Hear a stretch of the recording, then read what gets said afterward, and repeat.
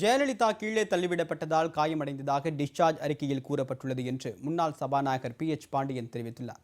சென்னையில் முன்னாள் முதலமைச்சர் O பன்னீர்செல்வம் இல்லத்தில் செய்தியாளர்களிடம் பேசிய அவர், ஜெயலலிதாவை சிங்கப்பூர் எலிசபெத் மருத்துவமனையில் அனுமதிக்க விடாமல் தடுத்தது யார் என்றும் கேள்வி எழுப்பினார்.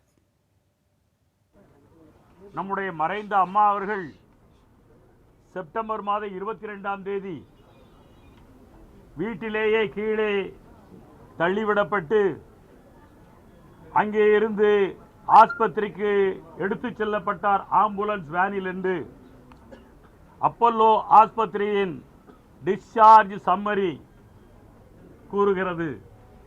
நான் சொல்லவில்லை, அப்போலோ ஆஸ்பத்திரியின் டிஸ்சார்ஜ் சம்மரி. புரட்சித் தலைவி அம்மா அவர்கள் ஆஸ்பத்திரியில் சேர்க்கப்பட்டது, டிஸ்சார்ஜ் சம்மரியில் இதை சொல்லி இருக்கின்றார்கள், தள்ளிவிடப்பட்டார் என்று. ஜெயலலிதா அனுமதிக்கப்பட்ட செப்டம்பர் 22ஆம் தேதி முதல் அப்பல்லோவில்